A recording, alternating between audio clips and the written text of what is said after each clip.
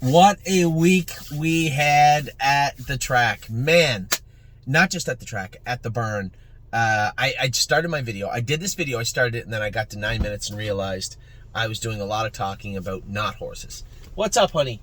Can I come in here? Of course you can come in here. Are you hiding from work? No. Okay, come on in.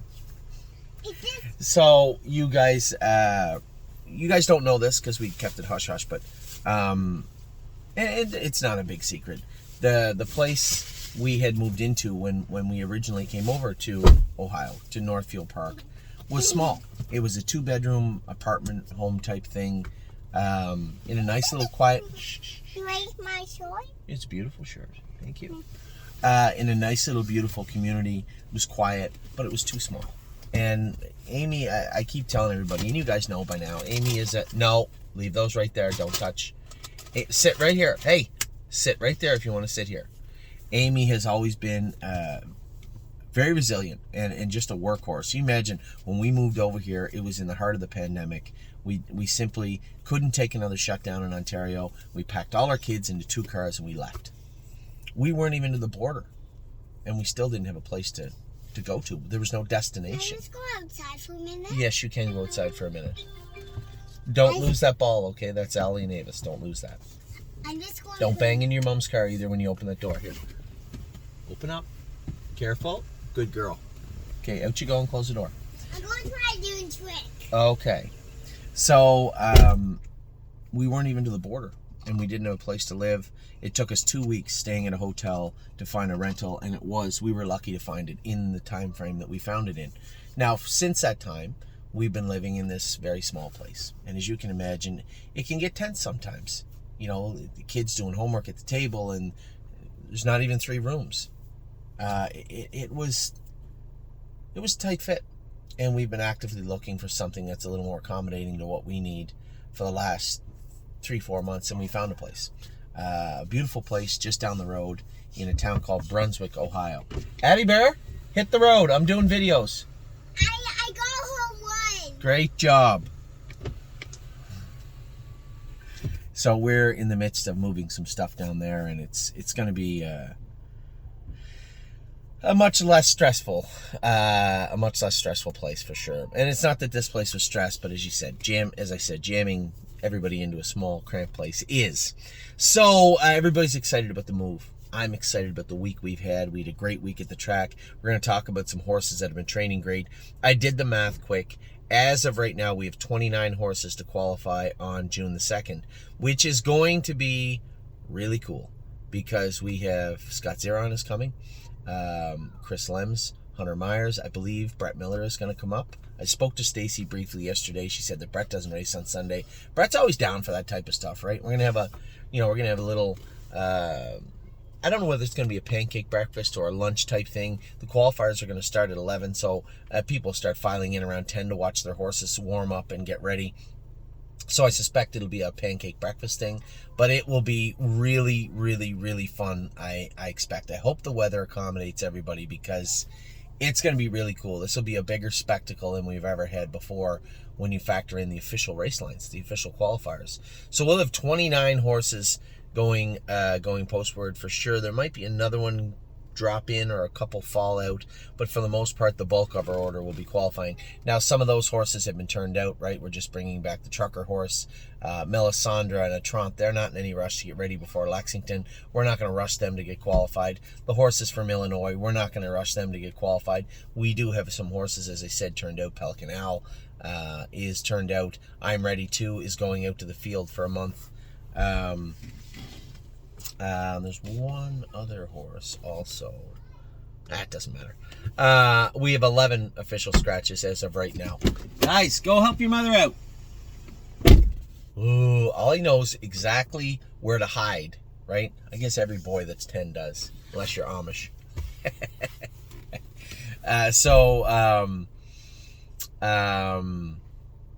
Really excited about the qualifying day. So Ronnie and Aaron said they'd come. They're tentatively penciled in. We're not putting them in ink because I'm not completely confident they're going to show up, but I know that Scotty will be here. I know Hunter and Chris will be here.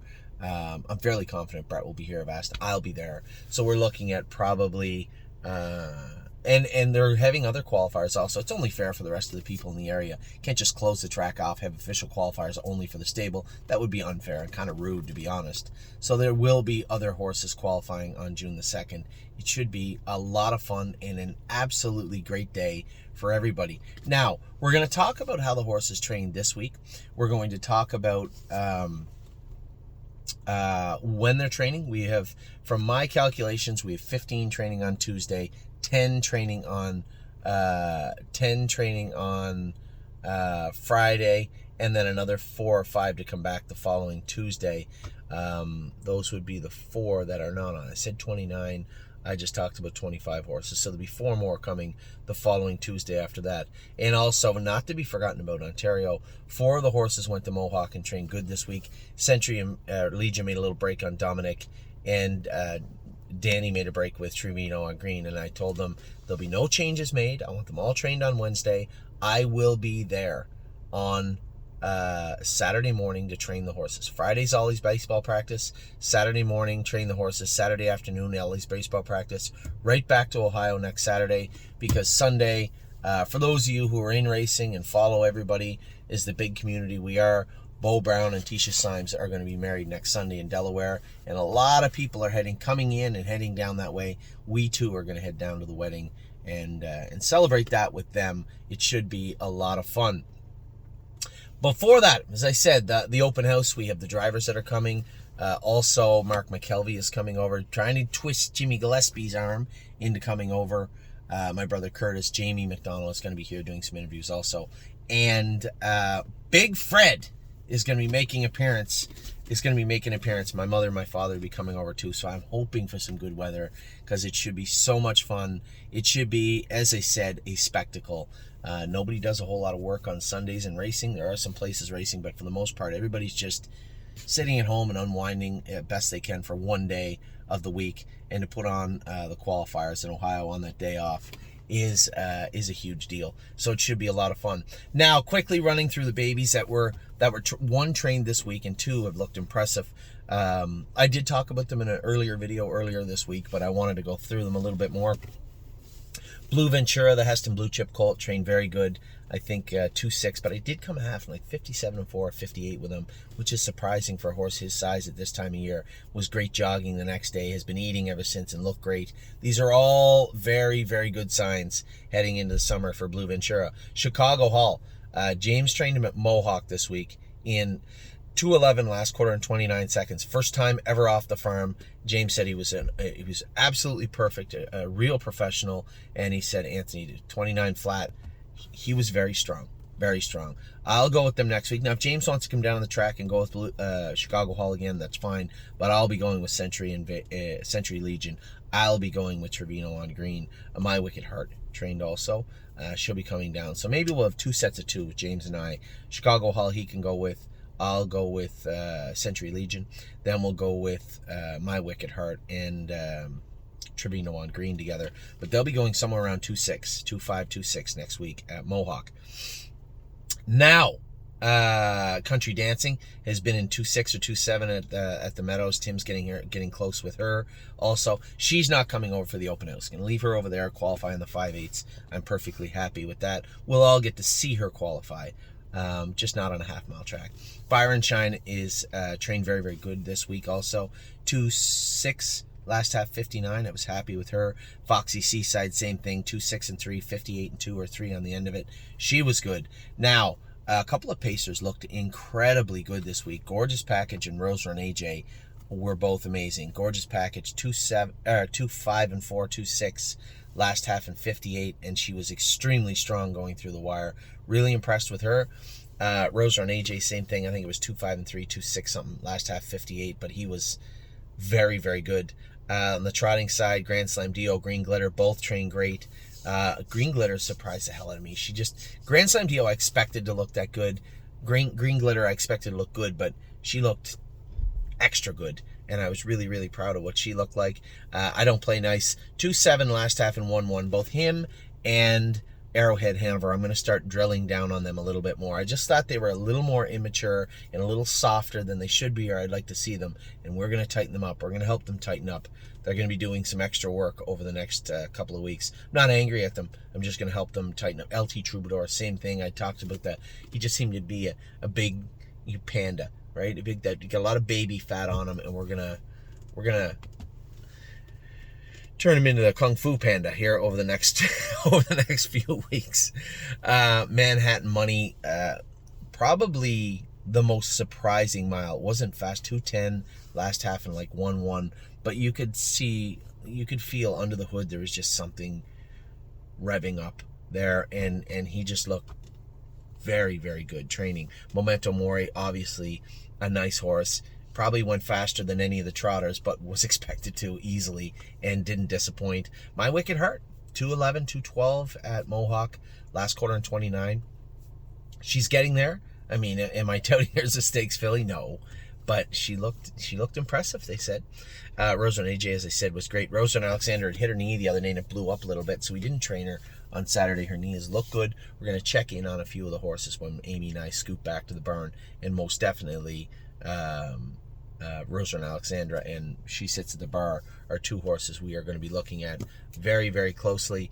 Westland Warrior trained great again, 2:6 last half in a minute again. This guy, I guess the only question, and as I talk about these horses, these guys are all ready to qualify. They're all ready to go. Westland Warrior, where will he go? Pennsylvania or Kentucky? I don't know yet. We'll find out soon enough, but man, he looked like it's almost like he was ready for his turn to go on the bike. He went on the track sharp and proud, and when I turned him, he knew the difference. When you turn him and go on the jog cart, a horse by themselves, they're looking around, you put them in gear, and they focus for a little bit, and then they kind of drift off, and they're looking at the infield.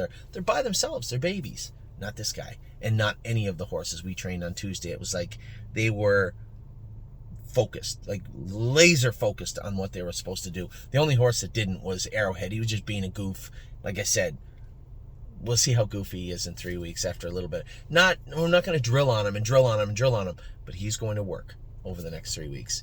And then we'll come back. So Tuesday this week, Arrowhead will train. Bluebird Tuxedo Hill will train in the race bike.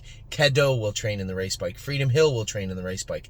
I'm slated for 15 single trips in the race bike on Tuesday morning. He's a great guy. High hopes. I Don't Play Nice. LT Troubadour. Mountaineer Prince.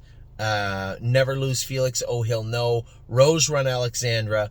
Rosetta. Southwind Ibex, and the Priest will all train in the race bike on Tuesday morning. Friday, now we had some horses that were a little bit sick or missed a couple of days. Friday trainers, Aunt Lily. Blue Ventura doesn't need to go back hard again in 7 days. He can wait the 10 days or 11 days. Blue Ventura is going to train Friday.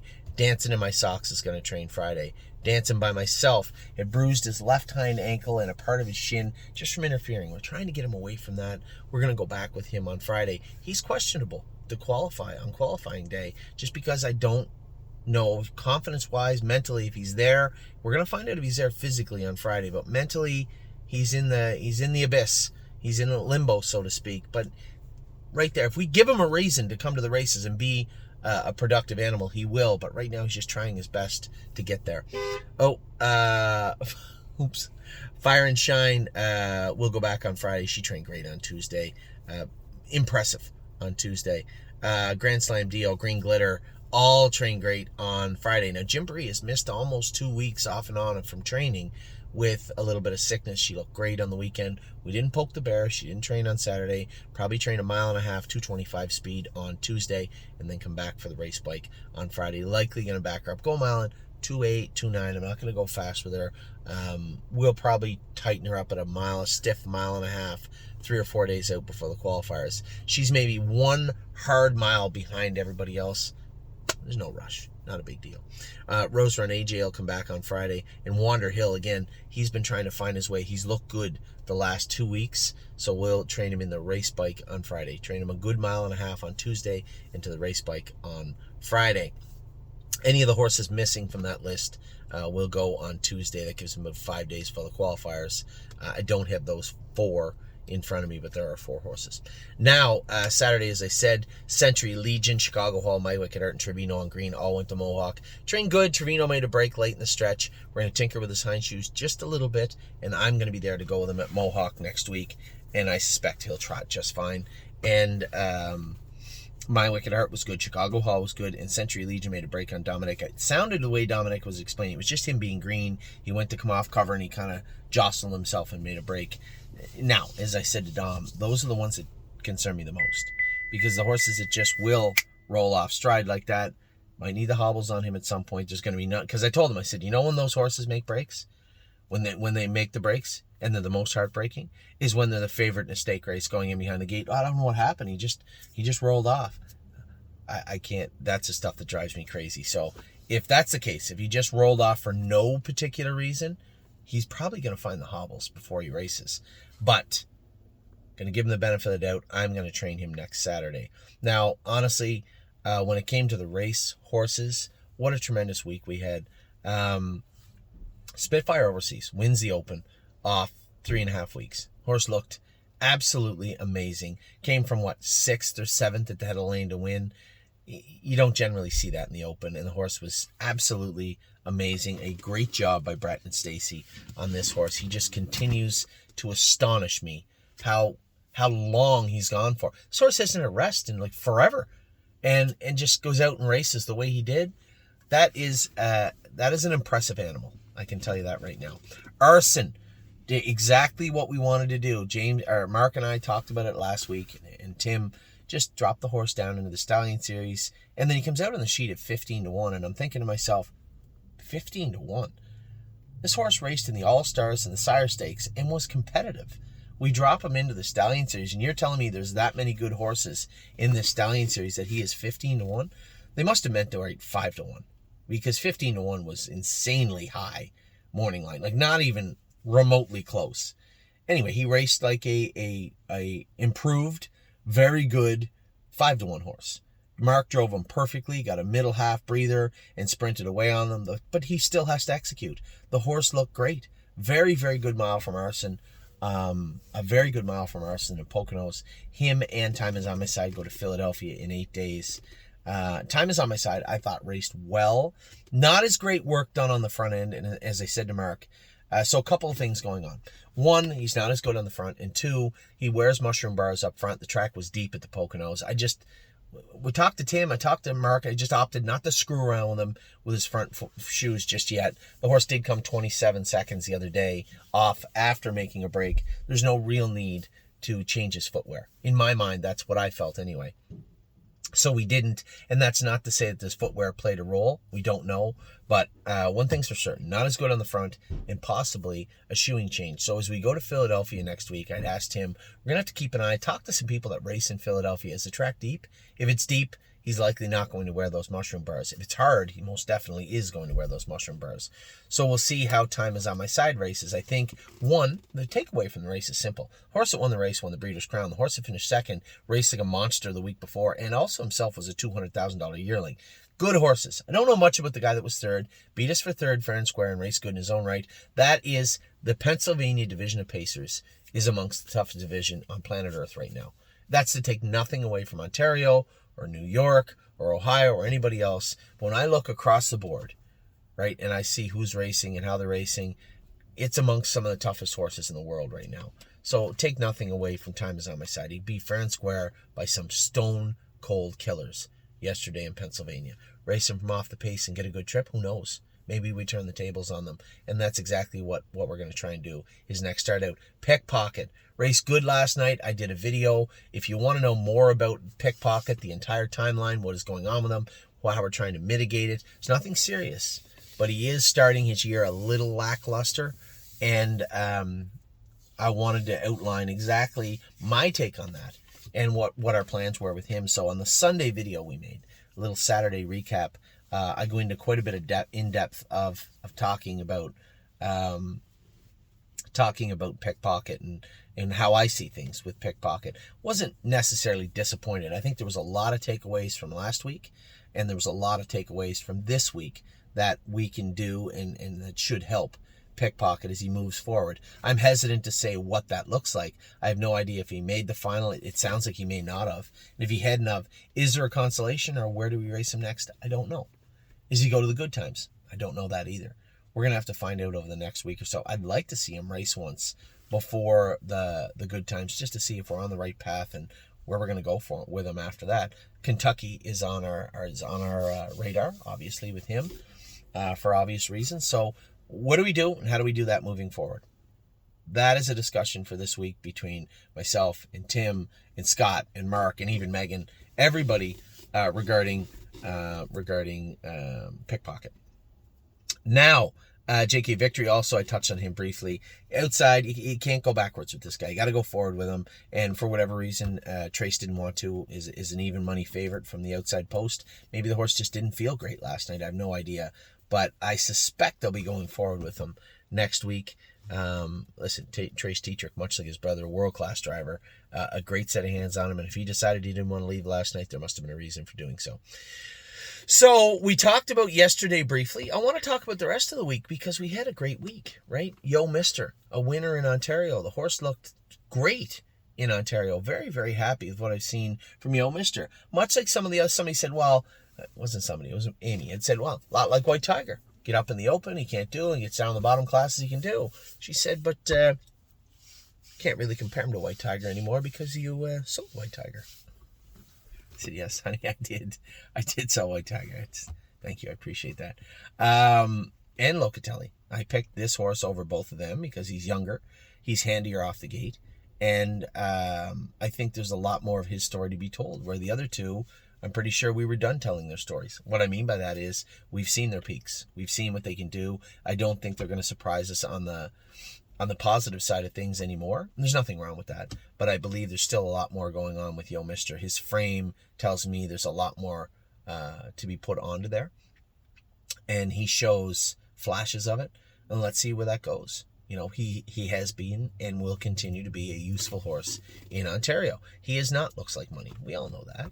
Neither were the other two, but he is a decent runner-up in our barn for sure, and very proud of the trotters we have. We don't talk near enough about Texong Soprano, Spitfire Overseas, very good horses, right? And although Kings County is faltering right now, and we know what's going on with him, the horses are not always going to be great. Greatest Ending was terribly flat last week, and I just thought he was flat, but I was wrong. Tied up bad. Not bad enough we can't race him back. He'll be adequate. It has to be a million times better than he was. It has to be a million times better. He has to be a million times better than he was the other night, blood-wise and mechanically wise. So we'll get him raced on Tuesday, and then Kings County again. 5 out of 5 for mucus. Showed a little blood. Pouring rain. Short post braids. Just nothing was going on for him the other day, and it showed. But that's the nature of the beast. That's horse racing. They're not always going to be good at the same time. Wouldn't it be great if they all were? But I guess the flip side of that would be they would have to all be bad at the same time too, which would be mighty depressing. So there's always that ebb and flow, right? And I think that this week, the flow was good. I was pretty happy with it. So Yo Mister was a winner. Really don't care. Race great again. I had a great conversation with some of our clients saying, well, you don't want to take her to New York, but I just don't think she can do in Mohawk. And yes, I'm well aware there was a bunch of breakers in the maiden. It was a soft field, and she raced good. Having said that, she does interfere a little bit, and getting around a half is not her cup of tea all the time. I'm not going to ship her to Yonkers for the 20th to race against horses she probably will struggle to compete with on a half-mile track. Let's wait for Tioga and those tracks. Now, I have to look at her schedule. I think she's got like Buffalo and Monticello coming up. So at some point, we're going to have to make a move. But for right now, just let things play out in Ontario. I like what I saw the other night from Really Don't Care. Don't talk about Bruno. A lot of people down on Bruno a little bit. I don't know if we should have kept him. Is this not the type of horse we sell? Why? What has Bruno ever done to anybody? Horse was decent at 2. People forget. Resolute Bay had an abysmal 2-year-old year. He was an adequate prospect horse, and then raced better at 3, and it actually is a nice horse. A bit of a skid right now, but was a good horse for us at 3 and 4. Very, very similar, very meager beginning to that horse, and he ended up being a nice horse. So the don't talk about Bruno argument, I don't know what the problem is. Horse is second in 2-2 in London the other night. London is a horribly slow track, and always has been. 2, 1, and 4, last at 59, followed along, finished second. I thought the horse raced good. I don't even know why we're complaining about it. Flash Fly raced great. Here's another filly, very well bred, Fashion Woodchopper's sister. Had a very odd filly. At 2, she was present. At 3, we went to qualifier and she was entrapped. Had that fixed. Her first start off 2.5 weeks, and Tim said she's going to be short. He said, we couldn't train her in the race bike. The first opportunity we got to enter her after the vet gave us a green light, we did. Was she trained up a little bit? Yes, but she's not going to be tight. Didn't matter. A winner in 58 last quarter and 29 in a piece. So who knows? The horizon might be brighter than we think with Flash Fly. She looked fantastic. Right? Memory and imagination. Oh my God, how good was this horse? 2 wins in 2 seconds in 4 starts. Second in 53 in a track record in the mud. And never really got a chance to race. I'm glad he didn't. I thought Breck drove the horse top shelf. A+. Because I can guarantee you, 1,000%, I would have been on the move at the 3/8 pole with the horse. When he got flushed out of the 3-hole, when he had an opportunity to move, I would have been coming.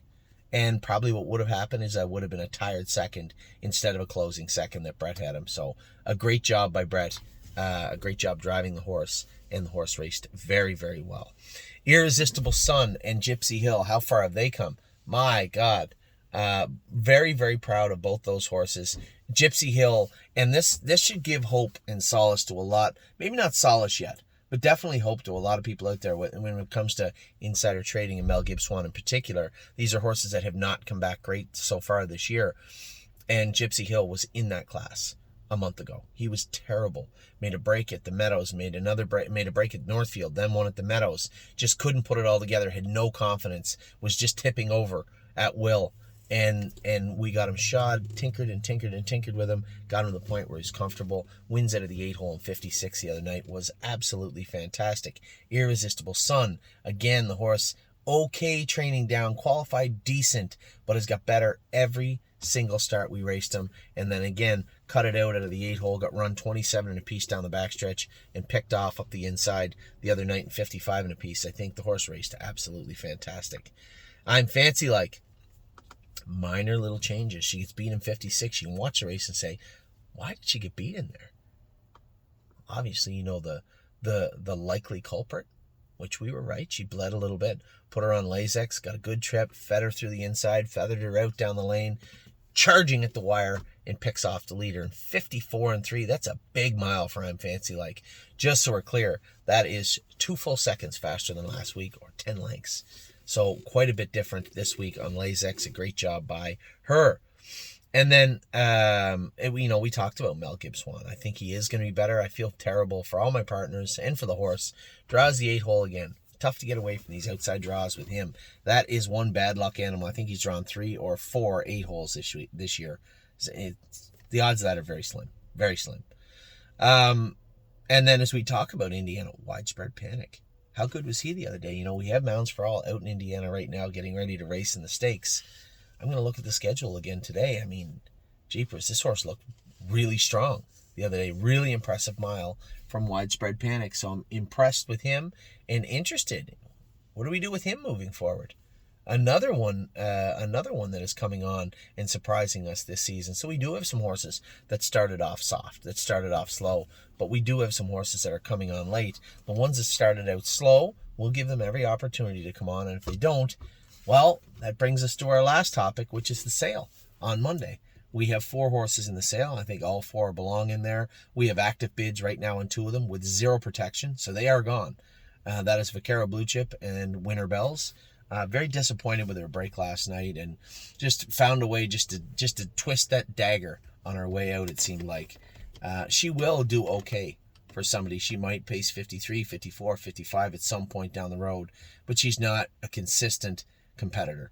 And although she's in the middle where we can find a spot for her, I suppose, maybe, I just don't think she's a stable horse, and we moved her out. Vaquero Blue Chip, I love Vaquero Blue Chip. I think down the road, mark my words, October, September, maybe the end of August, you're going to see somewhere he's going to pop up and win in 56. Or he's going to start racing good.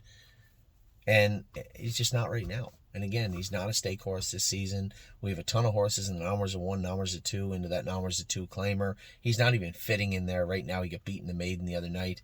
He just has to go. And it bothers me that we haven't had him right, but that is, as I said, that is racing. There's not much we can do about that. And then when it comes to Paycheck Princess, I'm looking at Winter Bells at 11,500 or something on the bidding right now, which would lead me to believe she'll bring 15 or 16. Paycheck Princess is every bit as good as Winter Bells. Every bit as good. The exact same. They're like twins. Both of them are habitual underachievers. They just have to underachieve all the time. And that's why they're on the sale board.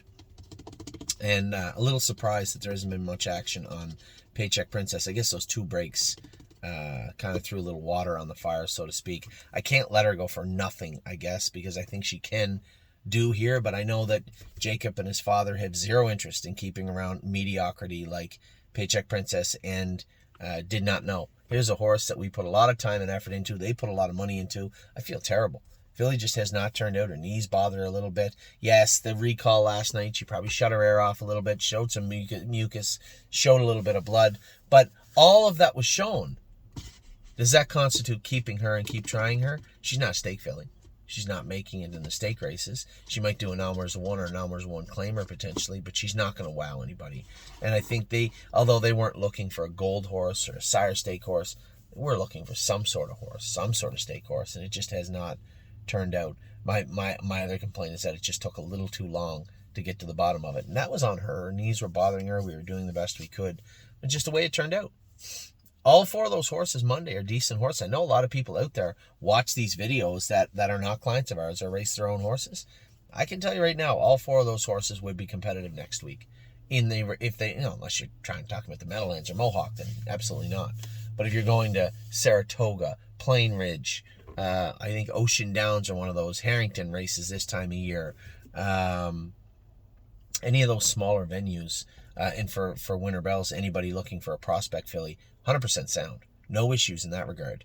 Did not know his knees bother her, but they're very manageable. She's good now. We gave her all the time. They're very, very manageable. The other 3 horses have zero issues whatsoever and will make anybody, you're looking for overnight horses, you look no further. Those 4 will do just fine. They're just not stable horses at this time of year. So that is what went on this week. I got to close again with the open house. It's on June 2nd. It is a qualifying day. We are qualifying, by my count, 29 actually. 29 horses that will qualify on June the 2nd. They're all getting closer. They all look good. I'm really, really happy with what I've seen. My father will be up. Mark McKelvey's coming over. Curtis and Jamie. Maybe Jimmy Gillespie will show up. Come on, Jimmy. In the car. Let's go. Unfortunately, my brother Mark can't make it. He has to race in Tioga on the Sunday in stakes. And Scotty actually booked off the whole card that day to come and go to the open house. So great thanks to him. Again, if Megan may come with them too. That would be great. She probably will because they're racing Tactical Mounds the night before in Mohawk. So it should be a wonderful day, a great time. And with that... Oh my God. With that, I am all done my videos for the weekend. I hope you guys had a great weekend and a great week. I will talk to you all very soon.